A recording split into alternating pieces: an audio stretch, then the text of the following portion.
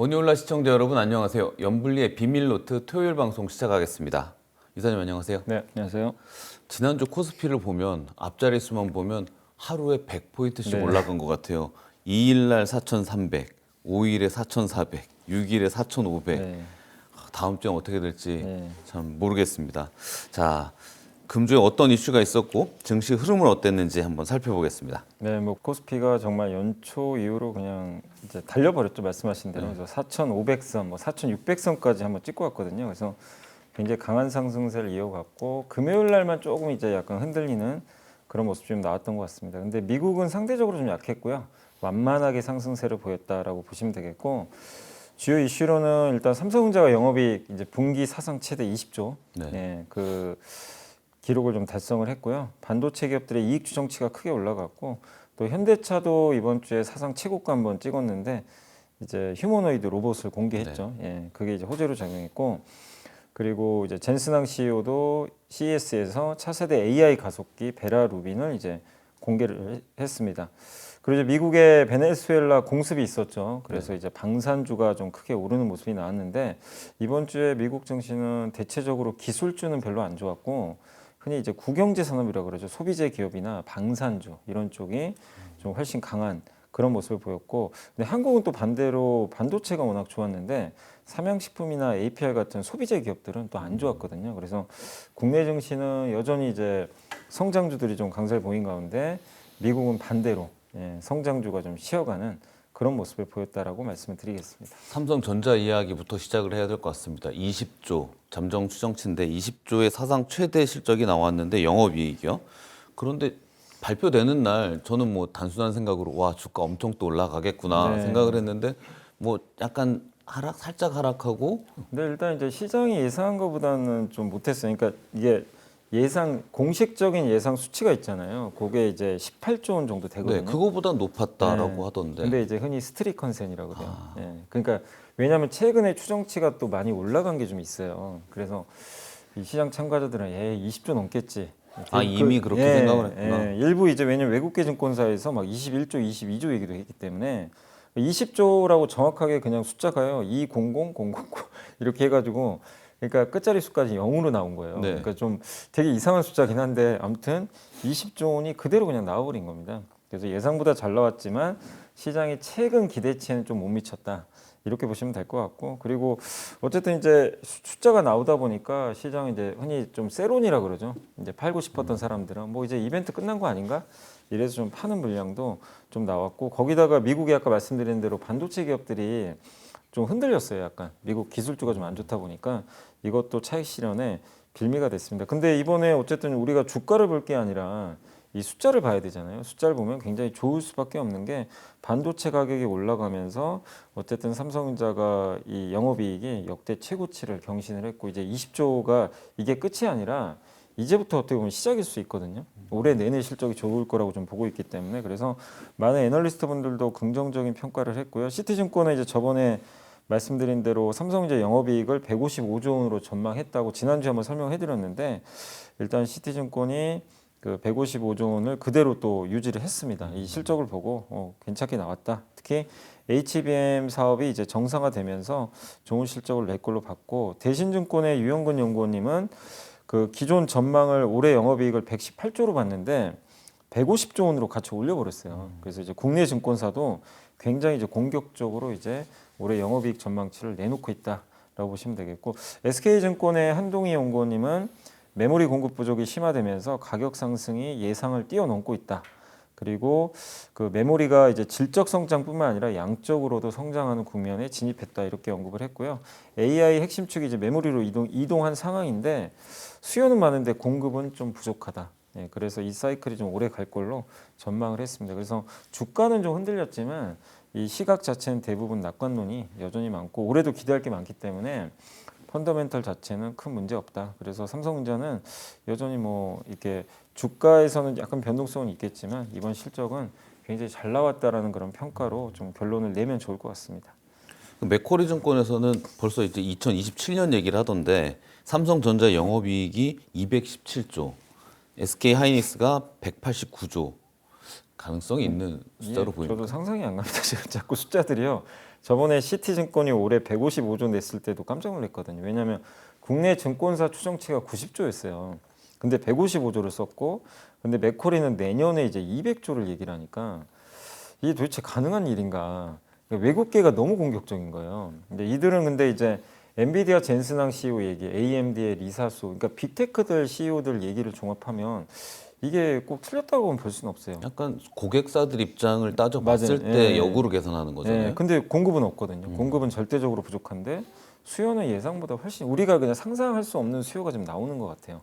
그러다 보니까 그걸 반영해서 이 사이클을 굉장히 낙관적으로 보고 있는 것 같고, 그러니까 핵심은 그거거든요. 수요가 아무리 많아도 공급이 많으면 결국 가격은 빠지는데 공급이 늘기 어렵다고 보는 것 같아요. 27년까지. 그래서 그러니까 여기서 이제 우리가 이걸 계산을 해보면 맥쿼리가 물론 맞을지는 우리가 모르지만 SK하이닉스가 맥쿼리 추정치로 예상을 딱 하면요. 현재 PER이 올해 기준으로 5.2배고요. 내년 기준으로는 3.7배밖에 안 돼요. 그러니까 이건 뭐 거의 정말 너무 싼 거고, 삼성전자가 7.9배, 내년 기준 5.6배거든요. 그러니까 근데 사실은 이제 옛날 같으면 반도체는 이렇게 퍼가 낮잖아요. 팔아야 됩니다. 저 퍼에 팔아야 돼요. 왜냐면 사이클 산업이기 때문에. 이익이 제일 많으면, 이익이 높으면 퍼가 낮아지잖아요. 그렇죠. 그러면 그럼 그때 다 팔아야 됐구나. 돼요. 네, 이제 끝이다. 피크아웃. 근데 이번 사이클은 그렇게 안 보는 게 좀 특징적이에요. 이번 사이클은 공급이 적어서 오래 가고 수요도 되게 탄탄하잖아요. AI가 받쳐주니까. 그래서 이 지금 PER 낮은 거를 우리가 봤을 때 만약에 이 사이클이 피크아웃만 아니라면 지금 삼성전자이닉스는 숫자만 보면 또 이렇게 비싼 건 아닌 거죠. 맥쿼리의 얘기를 종합을 해보면. 그래서 이 판단은 우리가 이제 이 투자하신 분들이 직접 하셔야 되겠지만, 우리가 분명히 좀 알아야 될 거는 우리가 투자분들이 생각하는 것보다 어쨌든 이익 추정치가 굉장히 가파르게 좀 올라가고 있다. 그걸 주가가 지금 사실은 주가가 못 쫓아가고 있는 거예요. 그렇죠. 이익 추정치를. 그렇게 좀 보시면 좋을 것 같습니다. 그럼 반도체 기업이 이렇게 이익이 많이 나면 예를 들면 TSMC 같은 경우하고 비교해 보면 하이닉스랑 삼성전자는 너무 낮은 거잖아요. 너무 지금. 싸요. 그러니까 이거 한번 좀 비교를 해드리면 TSMC 시가총액이 2,459조더라고요. 이번 주에 한번 이렇게 보니까 이제 우리 한국 돈으로 환산한 겁니다. 삼성전자 시가총액은 이제 우선주를 합산하셔야 됩니다. 그래서 900조가 넘었어요. 한 918조 정도 되고 SK하이닉스가 540조 정도 되거든요.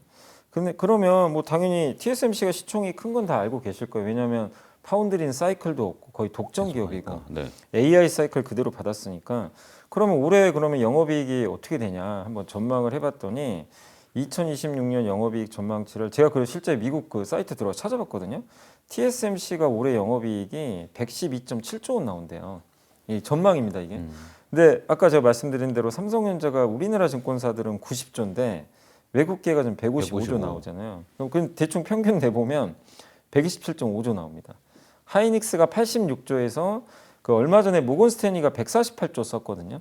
그럼 117조예요. 그러니까 이익 규모는 TSMC랑 거의 똑같다고 치면 시총 차이가 지금 삼성하고 TSMC가 거의 반이 넘는 반이 훨씬 네. 넘죠. 그러니까 하이닉스는 거의 5배 차이 나요. 그러니까 물론 우리가 TSMC랑 무조건 직접 비교는 좀 어렵지만 아무리 그래도 올해 이익이 TSMC랑 거의 맞먹는데 시총 차이가 지금 너무 이렇게 격차가 큰 거죠. 그러니까 그렇게 본다면 이거 이제 보여드린 이유가 우리가 주가만 보면 되게 너무 올라서 많은 분들이 고민하거든요. 이제 팔아야 되는 거 아니야. 근데 TSMC랑 비교하면 이게 팔 게 아니라 아직은 저는 사이클만 안 끝났다면 더 보유를 해야 된다고 생각을 하고 있거든요. 그래서 한번 TSMC의 그 시총하고 올해 이익 추정치를 한번 여러분들도 한번 비교하셔가지고 이 보유하신 분들은 좀 한번 또 이게 무조건 정답은 없지만 한번 고민을 해보시면 좀 좋을 것 같습니다. 그 삼성전자에 또 좋은 소식이 또 있는데 퀄컴의 차세대 AP를 수주받을 가능성이 높다. 이번 CES에서 이런 얘기가 나왔죠. 네, 맞습니다. 이게 그러니까 보통 이런 기사 이제 단독 보도로 뜨면 대부분 믿지는 않으세요. 이게 단독 보도라는 게 쓰면 이게 틀린 적도 많다 보니까. 근데 이번에 이걸 쓰신 분이 한국경제신문의 강혜령 기자인데 이번 CES를 직접 갔어요. 근데 거기 퀄컴 CEO 인터뷰를 한 거예요. 직접 말한 이거는 거구나. 확인 가능성이 높아요. 왜냐하면 CEO가 직접 얘기를 했어요. 예, 그래서 이거는 뭐 믿을만 하지 않나 저는 이렇게 보고 있고, 뭐라고 했냐면 크리스티아노 아몬 이 퀄컴 CEO가 CES에서 이 기자를 만나가지고 여러 칩 설계 기업 중에 삼성전자와 가장 먼저 최신 2나노 공정을 활용한 위탁 생산 논의를 시작했고 조만간 그 상용화를 목표로 설계 작업도 끝냈다 이미. 그러니까 이제 아마 조금 테스트만 더 하면 되는 것 같아요. 그래서 물론 100%는 아니지만 가장 먼저 했다는 건 왜냐하면 지금 TSMC보다 2나노는 삼성이 먼저 했거든요. 좀 빨라요. 그리고 그 TSMC의 단점이 미국 공장에서는 2나노를 안 한대요. 규정상. 그 2나노는 저기 대만 공장에. 대만에서만. 예. 그러니까 이제 미국 공장에서 이걸 받고 싶으면 삼성밖에 사실 좀 딱히 대안이 없어요.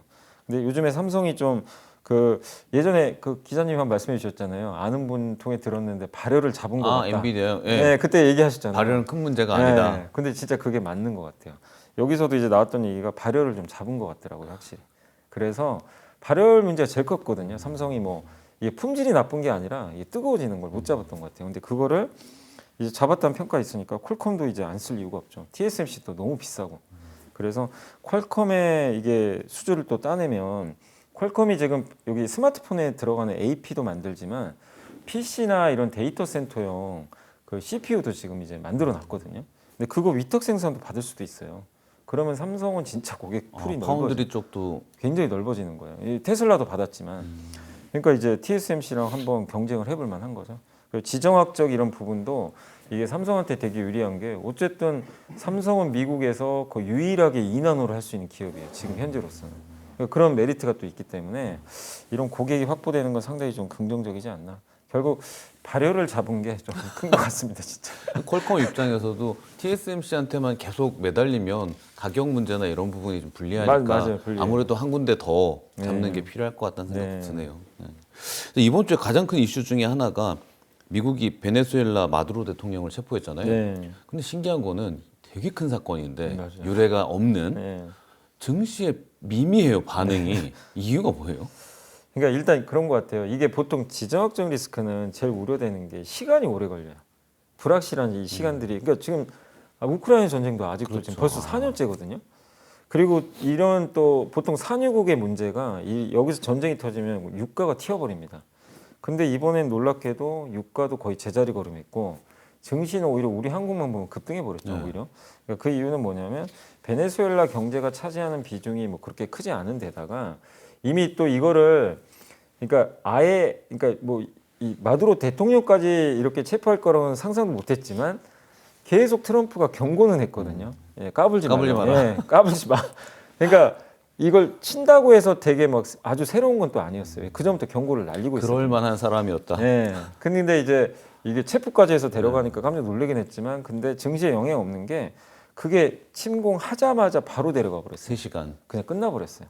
그러니까 이게 시간이 너무 빨리 끝나버리니까 증시에 뭐 이걸 영향을 줄 만한 그런 것도 아니었고 그리고 베네수엘라는 원유 매장량은 세계 1위로 세계 알려져 1위죠. 있는데 이게 생산량이 0.8%밖에 안 돼요. 너무 적어요. 그러니까 여기서 생산 안 한다고 국제유가에 영향을 주기는 어렵고 지금 원유가 또 공급 과잉이잖아요. 그런 상태에서 영향을 주진 않았기 때문에 시장에서는 별로 신경을 안 썼던 것 같아요. 이 부분에 대해서. 근데 어쨌든 이것 때문에 미국 정유사는 이제 주가 좀 한번 올랐던 게 이 베네수엘라 원유는 좀 무거운 중진류를 쓴대요. 중진류 가지고 보통 경유 있죠, 디젤. 네. 근데 미국 입장에서 좋죠. 미국은 대부분 정유사가 중진류 설비를 많이 갖고 있어요. 캐나다에서 수입하거든요. 근데 이걸 이제 대체할 수가 있는 거죠. 근데 우리나라 정유사도 왜 좋냐면 이 미국이 이제 베네수엘라 지금 정유를 쓰게, 그러니까 원유를 쓰게 되면 이 미국에 수입하는, 그러니까 수출하는 국가들이 캐나다, 사우디, 멕시코래요. 근데 여기가 이제 베네수엘라랑 경쟁을 해야 되잖아요. 그러면 이 물량을 아시아로 돌려버릴 수가 있대요. 그러면 싸게 팔아야 돼요. 싸게. 그래서 우리나라는 이제 사우디에서 약간 싸게 받을 수도 있다. 이런 분석도 있더라고요. 그래서 우리나라 정유사는 또 원가 절감. 그래서 전반적으로 미국이나 한국 정유주는 좋고 또 이게 어쨌든 지정학적 리스크는 있으니까 방산주한테는 또 호재가 되겠죠. 그래서 하나 에어로스페이스가 많이 올랐잖아요. 그래서 방산과 정유주에는 오히려 이게 호재가 됐다. 이렇게 말씀드리겠습니다. 유가는 그럼 베네수엘라의 그 원유를 뭐 0.8%밖에 안 되지만 개발을 하겠다고 미국이 마음을 먹으면 더 뽑아낼 수 있는 거잖아요. 그죠. 그럼 유가를 제어하는 그런 유가 상승을 제어하는 역할은 하겠네요, 앞으로. 그게 이제 만약에 중동에서 뭐가 터져요. 그럼 베네수엘라를 인질로 잡고 있는 거죠. 이제 이걸로 유가 내려버리면 되거든요. 지금이 한 55, 56, 맞아요. 56달러 정도 하니까 네, 뭐 50달러 얘기도 나오지만 맞아요. 60달러 이상으로 안 올라가게 계속 이렇게 압박할 수 예. 있는. 그러니까 그 미국 언론 기사 보니까 트럼프가 $50 이하를 원하고 있다고 하더라고요. 국제유가. 근데 그것도 그 기사 밑에 보면은 네. 말은 그렇게 말은, 하지만 맞아요. 55 정도 $50 밑으로 내려가면 미국 셰일 산업 그 네. 쪽에서 반발이 심할 거니까. 근데 이제 트럼프는 지금 무슨 생각이냐면 그게 중요한 게 아니고요. 그거보다는 올해 중간 선거 중간선거. 무조건 이겨야 돼요. 그래서 유가를 떨어뜨려야 물가가 떨어지거든요. 그 금리까지 낮춰야 돼요. 그래서 아마 제가 봤을 때는 일단은 올해는 무조건 이걸 낮추려고 무슨 수술을 쓰긴 쓸 것 같아요. 왜냐하면 뉴욕 시장 선거에서 진 건 물가 때문이거든요. 그걸 알고 있기 때문에 아마 선심성 정책들이 많이 나올 것 같아요. 그럼 이거는 이제 셰일 기업한테는 피해가 불가피하지만 지금 트럼프는 그거 가릴 때가 아니거든요. 거기 표는 얼마 네, 되지 지금 않으니까. 왜냐하면 선거에서 이겨야 되니까. 그래서 유가를 떨어뜨릴 가능성은 저는 높다고 생각을 합니다. 그럴 수 있겠다. 자, CES가 열렸는데 엔비디아하고 AMD가 정면 격돌을 했습니다. 차세대 AI 가속기 관련인데 두 CEO가 한 말들이 좀 회자되고 있죠. 네, 뭐 물론 이제 아직은 엔비디아가 압도적인 점유율이지만 뭐 AMD도 반격을 하는 것 같고요. 일단 차세대 AI 플랫폼 베라루빈을 이제 공개를 했고요. 기조연설에서 6개의 칩으로 구성된 이제 새로운 플랫폼입니다. 그래서 이거 서버 이름이 이제 NVL70인데 이게 72는 GPU를 72개를 이렇게 쌓아놓은 거예요. 그래서 그걸 하나의 시스템을 만들어서 서버를 만들었다. 그래서 블랙엘 대비해서 추론 성능이 5배, 그 다음에 토큰 비용은 10분의 1로 감소했기 때문에 굉장히 가성비가 좋은 그런 제품으로 좀 알려져 있고, 젠슨하이 뭐라고 했냐면 AI 컴퓨팅 수요가 이제 훈련뿐만 아니라 추론에서, 그러니까 추론은 뭐냐면 여러분들 요즘에 챗GPT랑 제미나이나 대답할 때 어떨 때는 그냥 즉시 대답하는 경우도 있지만 한참 생각하는 경우 있죠. 이렇게 무슨 생각하는지도 예, 알려주면서. 맞아요. 그거는 이제 추론하는 거예요. 근데 이제 그 추론 수요가 폭발하는데 그래서 뭘 강조했냐면요. 낸드 있죠. SSD. 네. 요걸 되게 강조했던 게 뭐냐면 얘가 추론을 할 때 추론하면서 자기가 생각한 거를 그때마다 저장을 시켜놔야 돼요. 데이터를. 그래야 이제 나중에 답을 해놓거든요.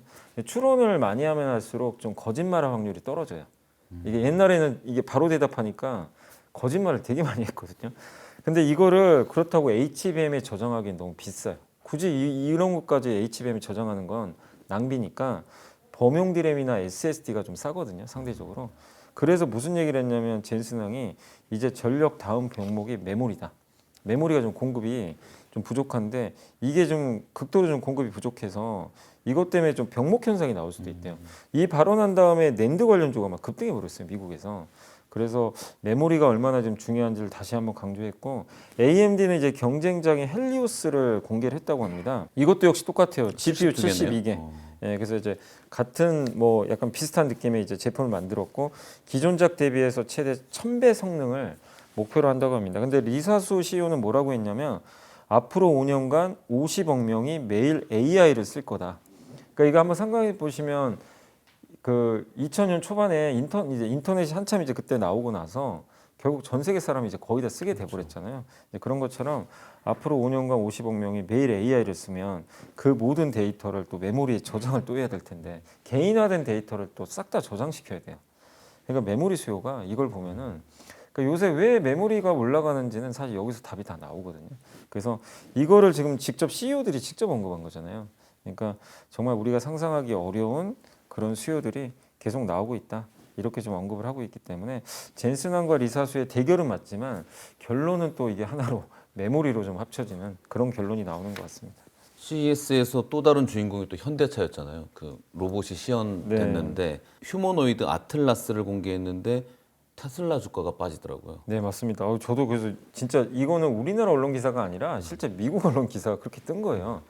그러니까 저도 이제 매일 미국 시장 이렇게 보다 보니까 테슬라가 4% 빠져서 좀 깜짝 놀랐거든요.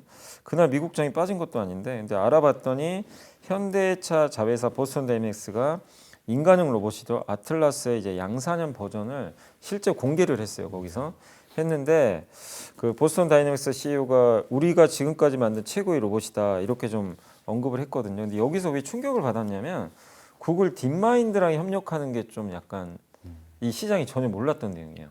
왜냐하면 테슬라가 제일 지금 AI 요 피지컬에서 앞서가는 게 테슬라는 모든 걸 다 내재화했거든요. 로봇도 자기가 직접 만들죠. 거기 두뇌도 자기가 소프트웨어 갖고 있죠. 칩도 자기가 해요. 그 AI5 칩을 삼성이 만들어 줄 겁니다. 그러니까 모든 걸 다 내재화했는데 현대차는 어떻게 보면 그 하드웨어만 갖고 있잖아요. 소프트웨어도 없죠. 반도체도 사실 없었어요. 근데 이번에 이제 엔비디아로부터 받게 되죠. 받았죠. 그럼 소프트웨어를 만들어서 이제 학습을 해야 되는데 그거를 구글 걸 쓰겠다는 거예요. 구글 딥마인드는 이미 그걸 예전에 로봇 요 딥마인드용으로 만들어 놨거든요.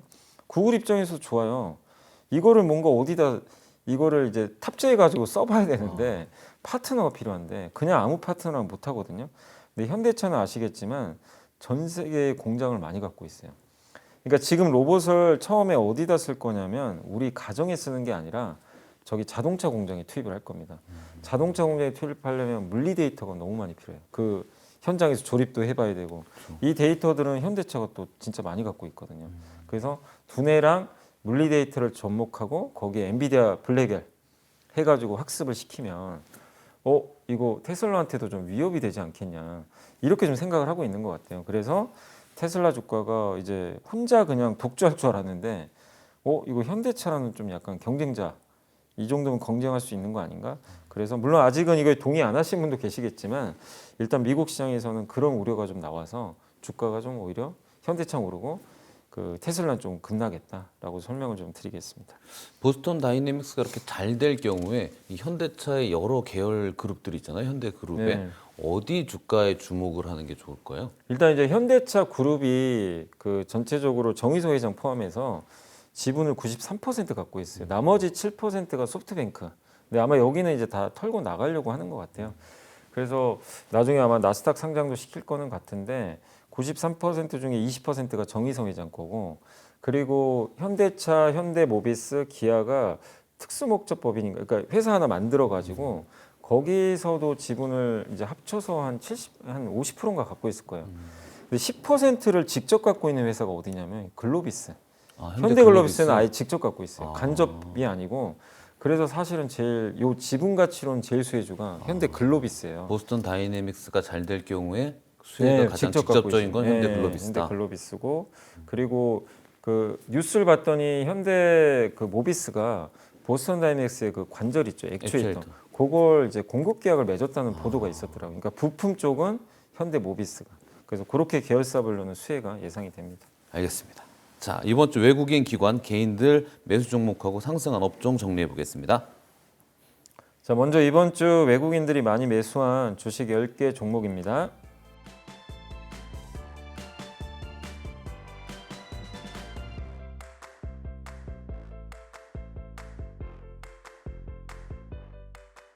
이번에는 기관들이 이번 주에 많이 담은 10개 종목을 알아보겠습니다.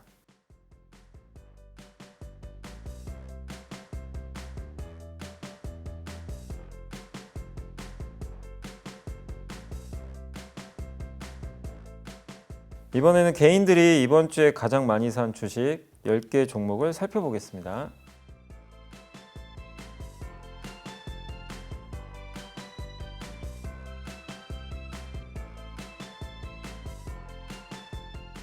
이번에는 이번 주 상승한 10개 업종을 살펴보겠습니다.